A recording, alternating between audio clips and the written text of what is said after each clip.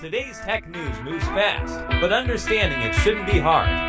That's why Snarful Solutions Group brings you Connecting the Dots, where we break down what's happening in tech and why it matters to you.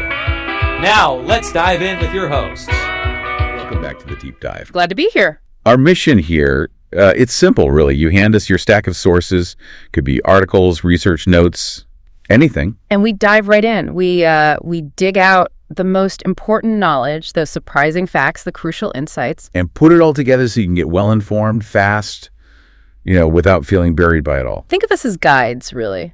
Sifting through the material you give us, helping you see what's essential, understand the context. And connect the dots, make it stick. Exactly. So today, we've got a really interesting mix. Sources covering 3 areas. Seemingly distinct, but definitely connected. Finance and tech. Yep. We're going to unpack reports on, first, the early performance of a new stablecoin, a high-profile one. Then the crazy fast competition among the big AI models. It's intense. And finally, some pretty significant government investments, trying to boost computer chip manufacturing right here in the U.S. Right. So enough talk about the deep dive. Let's just dive in. We'll jump into these sources together, figure out what's really going on, and crucially, why it matters to you. Let's unpack this. Agreed. Let's start with that first topic from your sources. USD1, the launch, the early days. It's from President Trump's World Liberty Financial. Okay, USD1. Now, for anyone maybe not deep in this space, let's quickly level set. The sources do explain what a stablecoin is. Yeah, basically it's a digital currency, right? Designed to hold a stable value, usually pegged to something like the US dollar. So it acts like a tool for crypto trading. Exactly, a key tool. Lets traders move between different cryptos without always converting back to, regular money. Yeah. Digital dollars, essentially. And this isn't some tiny niche. The sources point out the scale, the whole stablecoin market. Over $237 billion. Oh, absolutely massive. You've got giants like Tether at $151 billion, Circle around $60 billion. So launching USD1, well, you're up against some heavy hitters. Definitely. And the initial data, according to these sources, it suggests USD1 had kind of a sluggish start. That's what they're saying. Muted inflows, not a lot of organic demand right out of the gate. But what's interesting is where it did see some action early on, the sources mentioned decentralized exchanges, right? Like PancakeSwap. Yeah, PancakeSwap, which runs on Binance's smart chain. Apparently, after USD1 got listed on Binance back in May, the daily on-chain volumes on PancakeSwap jumped, topped $14 million, according to Kaiko data, in one source. Okay, $14 million there. But the contrast is key, isn't it? Volume on Binance itself, the big centralized exchange, that was lower. Much lower. Lagged behind at around $8 million. And this leads to that analysis from Kaiko that the sources mentioned. Right. Their analyst basically said USD1 hasn't really made the leap. It hasn't jumped from those decentralized platforms, which, let's face it, cater to a more niche crypto crowd. Right. To the big centralized exchanges serving the wider market. They called it success in a niche market of a niche market. Kind of sums it up. A niche of a niche. Okay. And what about the liquidity? Is it genuine users? Well, that's the question. The Kaiko data site shows over half the USD1 liquidity on PancakeSwap comes from just 3 wallets. 3 wallets, wow. Yeah, and analysts suspect these are probably market-making wallets, likely tied to World Liberty Financial itself. Providing liquidity to make trading possible rather than showing lots of people want to hold it. So maybe not organic demand just yet, more like supporting its own market. Potentially, yeah. And the sources explore why it might be lagging behind rivals like Tether, Circle, even Ripple's new RLUSD, which apparently hit $50 million daily volume on centralized exchanges. And the reasons cited. Seems to be a lack of big institutional partners, maybe. Or those kinds of promotional pushes you often see to get early traction. The sources suggest USD1 didn't really lean into those strategies, at least initially. Interesting. Now, stepping back a bit, one source quotes Donald Trump Jr. giving a sort of strategic view. Right. He framed stablecoins as more than just business, as a way to reinforce the U.S. dollar's dominance globally, called them the savior of dollar hegemony. Strong words. Very strong. And the sources also note, impartially, World Liberty Financial's other activities, like a native token, WLFI. Yeah, WLFI. They reportedly raised over $550 million selling that token. Sources mention 75% of the profits go to family entities, and the whole venture started just before Trump's election win. And there's mention of broader scrutiny, too, around Trump's crypto stuff.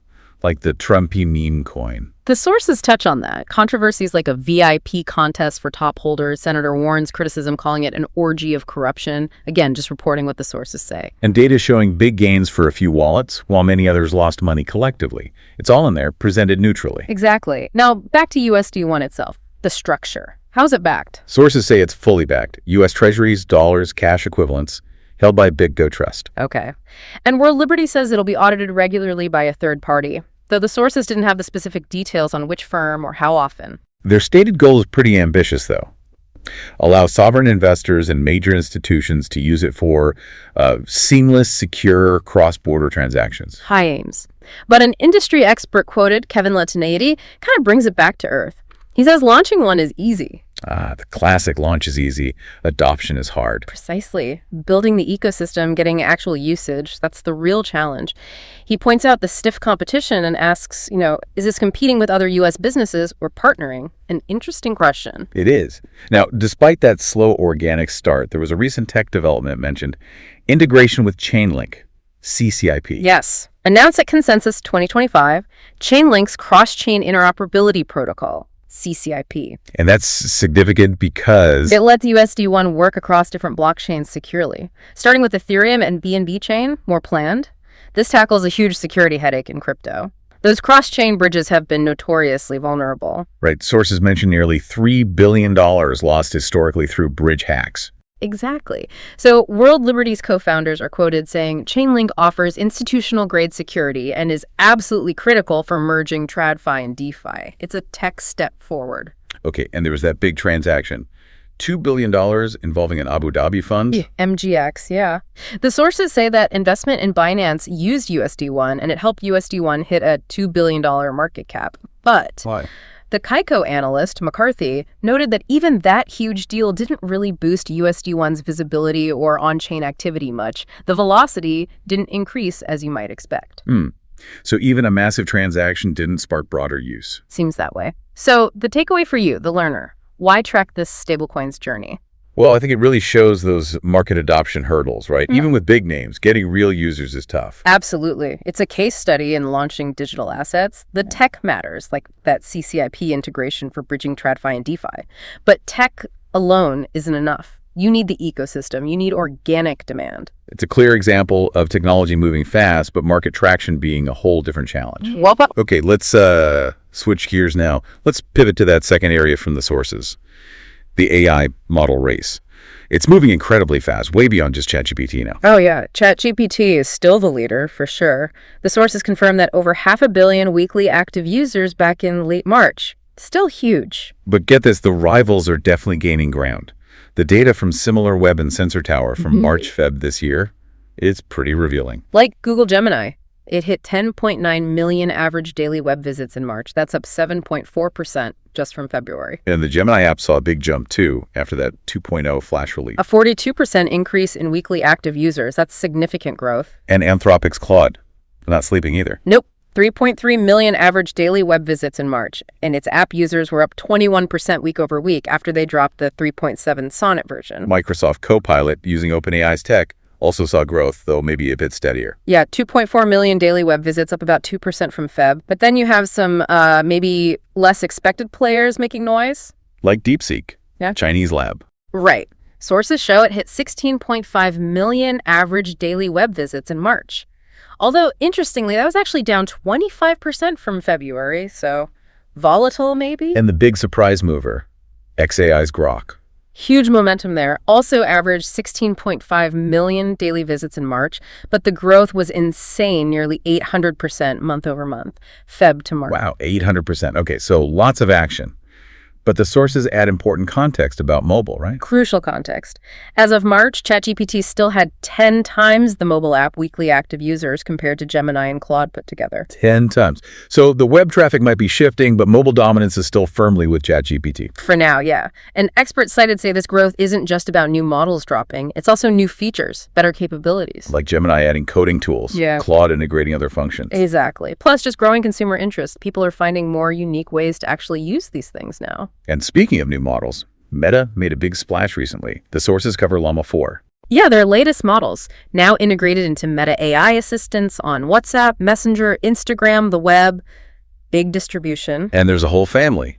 Scout, Maverick. And Behemoth. Scout's the lightweight one, Maverick is bigger, tougher. Behemoth is the top tier, but it's still training, not out yet. Scout and Maverick are available now. And Meta's making some bold claims based on internal tests, according to the sources. Claiming Llama 4 Scout beats Google Gemma 3, smaller Gemini versions, Mistral 3.1. And Maverick. They say it's on par with or even better than GPT 4.0 and Gemini 2.0 Flash in some areas, like coding, reasoning. That's the claim. Coding, reasoning, multilingual, long context, image generation. Recommended for creative writing too, however. There's always a however. The sources note Meta's own test showed it struggled against the really high-end models. Gemini 2.5 Pro, GPT 4.5, Claude 3.7 Sonnet, still a gap there. Got it. And Behemoth, the one still training. They're calling it potentially the highest performing base model in the world, expecting it to beat GPT 4.5 and Claude Sonnet 3.7 on some technical stuff, but maybe not Gemini 2.5 Pro. Sources also flagged the high hardware cost for training it. All these use that mixture of experts, MoE architecture. Right. Designed for efficiency. Only activating the expert parts needed for a task. Now that open source label Meta uses, the sources clarify that, don't they? They do. It has licensing limits. Big companies, over 700 million active users, need special permission. So by the strict open source initiative definition mentioned, it's not truly open source. An important distinction. Yeah. And competitors are influencing each other too. Meta looking at DeepSeek. Apparently, yeah. DeepSeek got attention for being competitive but cheap to run. Sources say Meta's studying their methods, possibly looking to cut their own operating costs. Competition drives innovation, right? And OpenAI. Quick note on GPT-5. Timeline adjusted slightly, expected in coming months now, with some smaller reasoning models, O3 and a 4 Mini, coming sooner. Okay, so this crazy competitive landscape, all these releases. Yeah. What's the takeaway for you, the listener? I think the main thing is just the speed. This intense race means faster innovation, better features, more specialized tools coming online constantly. And companies are competing differently, not just raw power, but efficiency, integration, like Meta's strategy. Exactly. It means you really need to stay informed about what each model does best, where it's available, because the capabilities are starting to diverge more. It's not one size fits all anymore. A fast-moving target. Yeah. Keeps us on our toes. Definitely. All right, final shift. Let's move to our third topic from the sources. Boosting U.S. chip production.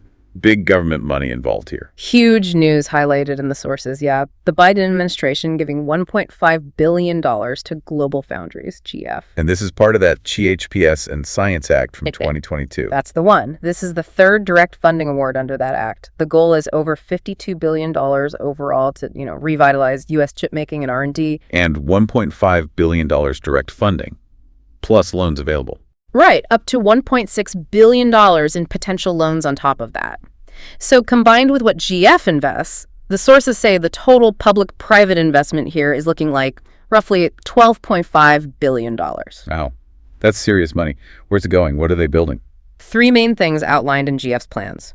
A brand new advanced chip factory in Malta, New York, expanding production at their existing plant in Malta. That's part of a deal they have with GM, and revitalizing their plant in Burlington, Vermont. And the importance of these chips, Commerce Secretary Raimondo called them essential, right? Absolutely essential. For military gear, EVs, smartphones, faster internet, critical for national security, she stressed. Which ties into those broader concerns mentioned. Senator Schumer was quoted saying chips are basically like food for the economy and national security. Yeah, pretty stark comparison. He tweeted about the GF award being NY's first, the nation's biggest so far under the act. Directly linked it to jobs, national security, helping the auto industry. And the sources remind us why this is happening now. The pandemic really exposed the vulnerability, didn't it? Painfully so. That reliance on foreign chips caused shortages everywhere, auto plants especially. Experts estimated it cost the U.S. economy $240 billion, highlighted a massive weakness. And we still don't make that many here. What are the numbers? Currently, sources say the U.S. produces only about 12% of the world's chips, heavily reliant on Asia. TSMC in Taiwan makes 90% of the world's most advanced chips. 90%. That's staggering. Now, the sources touch on the politics, too, which we'll just report.